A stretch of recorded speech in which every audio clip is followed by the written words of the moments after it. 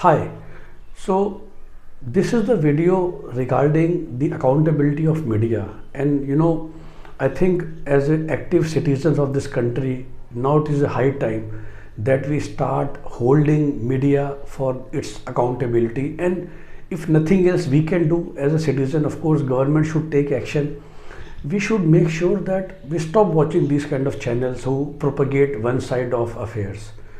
So what I'm trying to say, 3 4 months back, a guy unfortunately committed suicide. There was no letter, nothing which was found around him. Lot of investigations happened, it's still happening.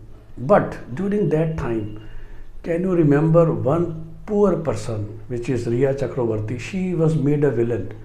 It means 80% of the people are believing or still believing that she is the culprit. She has extracted a lot of money from Sushant Rajput and she has forced her to, commit suicide, isn't it? This is we all believe, and it actually happened. And one of my good friend actually told me, because a movie of her comes pretty regularly on satellite television called Sonali Cable, and they said, yeah, before this incident, when you watch this movie, you used to respect this girl a lot who is fighting and all that, but she was like female Kejriwal for many people, or female superstar Gabbar.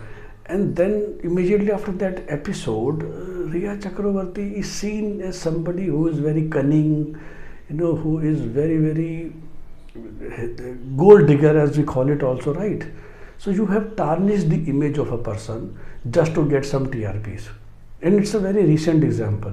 If you think back, there has been tons of example where media for 10 days thrash somebody, and after 3 months, when nobody even remember, you get to know that the entire story was not correct. So how come media becomes so what I'm trying to say, media is becoming judge in India. They are able to influence people mentality so much that what we are saying is correct, because they are not acting as a neutral person. So in farm bills also, but I see most of the media journalists are biased. So and I will not name here, but I'm sure you people are smart to figure out. There are 4 channels who are surely pro BJP. So when their anchor comes, they are asking tough questions to farmers or farmer representative, and very easy question to the government.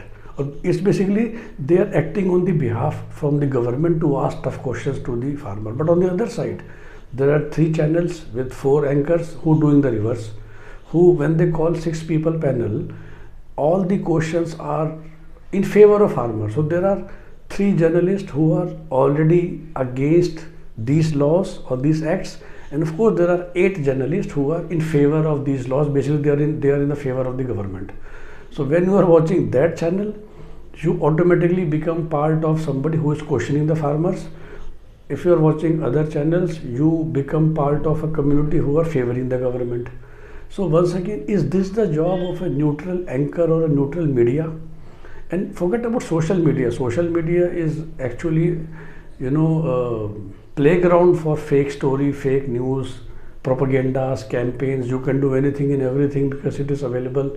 And we are again smart enough to figure out, when we look at the link, that whether this link is from a renowned media house or whether this link is from a unknown person, and you make up your mind, a smart guy. But the problem is when these stories are from credible media houses, credible journalists who are faces on Indian television for the last 10 years, 20 years.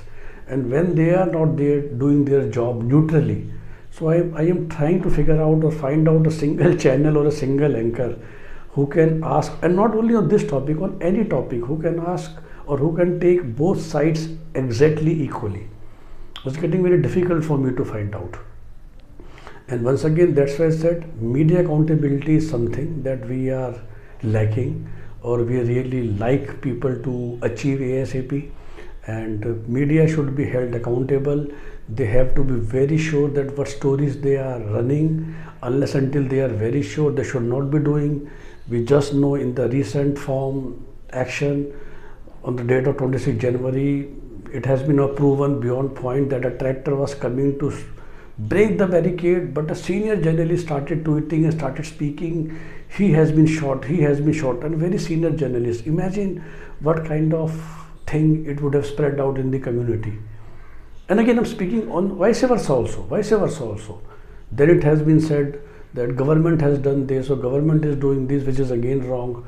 So try to avoid these things which can, so what I'm trying to say, media in the name of live reporting and in the name of saving democracy is actually saving democracy in India, or it is becoming the biggest nuance actually, to kill our democracy, kill the brotherhood that we have among citizens, is something that we have to be really cautious, and we should be really careful of making an opinions when you hear. You can watch these channels. I do watch for fun, very frankly fun, because 90% of what they are speaking is absolutely lie and absolutely propaganda. I'm talking about senior media people and senior media journalists. So including everybody. It's difficult for me to name a single guy, and I watch all the news channels very thoroughly. I cannot name a single guy who passes my criteria. You know, if I am ever a journalist who can take both the sides equally, or who can ask both tough questions to both the sides equally, or who can be asking easy questions to both the sides equally. No. 2 media houses completely anti-BJP, 4 media houses pro-BJP, all their anchors have been taught or instructed to follow those guidelines. That is not media is supposed to do. In regional media, this problem is much bigger because those channels are actually owned by politicians. At least in national media, none of the channel is officially owned by the media house. But if you go to South India, the famous Sun TV network is actually owned by the DMK family. Then Ms. Jayalalitha started Jaya TV. When you come to Andhra, similarly, the top Telugu channels are either owned by Chandrababu Naidu or the other party. So for them, it's absolutely one-sided reporting. But even in national media, it's mostly one-sided. And that is a problem. I think all of us should be very careful to see what is happening and how we can have it.